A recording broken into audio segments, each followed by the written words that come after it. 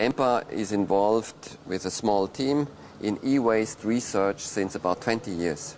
So for us it's a very long lasting topic. About 10 years ago we started to look at e-waste management abroad in poor countries. And the reason, or say the reason why we did it, is because this subject was so poorly understood. At those times, 10 years ago, there was kind of a panic. Everybody said, ooh, we have a catastrophe, but nobody had facts and figures. So we thought that's the right moment that some science enters this scene. And what we figured out is really it was a need, because it's very, very difficult in such setups to know how bad the problem is. What are the quantities? Not only the quantities of material, but the quantities of emissions. Where does it end? What kind of people are involved? How much money is in? Can the profits generated being partly used to improve the situation, etc., etc. And what we did over the last, or in the first years, was to define and develop kind of a methodology to describe this problem in a scientific way. We did this in Asia a lot, then in Africa, and recently also in Latin America. I think our small team, actually we are not so many.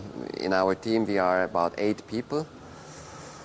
In our team we are involved, or very involved, in about 20 countries so far, doing always similar things. First, in the first couple of years or 2 years, figure out who is involved, what are the quantities, what are the damages, what are the opportunities in this business. As I mentioned already, if you are just a small team, you can't move the world. Yeah? You can't change this. So what you need is to have a global platform where you can discuss these issues with many of the stakeholders. So we were also very actively involved to establish what is called STEP. It's a platform which is based on scientific reasoning, looking at the e-waste problem. So STEP, the title is Solving the e-waste Problem. By now, it started in 2004, by now it has about 50 members. We have all the major, not all, but many of the major producers of IT equipment and others. We have recyclers, we have research institutes, we have government agencies participating on this platform, trying to speed up the exchange of know-how and knowledge to make it accessible and available for these people.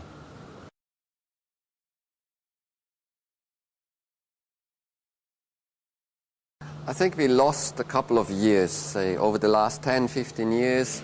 We were very much focused in trying to avoid material, in this case equipment, flowing from Europe or from the Americas to poor countries. We said if we can stop this flow of equipment, we can stop the e-waste problem, and that's completely nonsense. And the reason is very simple. We have in all of these continents, Latin America, Africa and Asia, we have very, very rapidly developing economies. Take India, take China. So their home market of their own equipment or e-waste, consequentially, is so fast growing, that these people need instructions.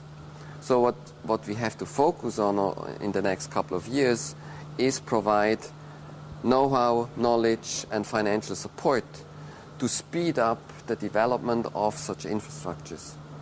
I think that's number one, key issue number one. And then we have to become very, very more precise in defining how these flows should be. It's okay if we try to recover copper, aluminum and iron out of e-waste, but this is not okay if we lose the scarce metals in it. So we have to have very precise targets, globally accepted targets, what we want to recover. Just to give you maybe a stupid example, if you take a mobile phone, A mobile phone has 100 grams of plastic and maybe 100 grams of printed circuit board. It is completely out of proportion if we try to save the plastic if we lose the printed circuit board in it or the special metals in it. So I think we have to set priorities right. Some of the metals in some appliances are more important than, for instance, the plastic housing. So that's number two. Number one, make people who do the job fit to do it, and then be precise what the rules are.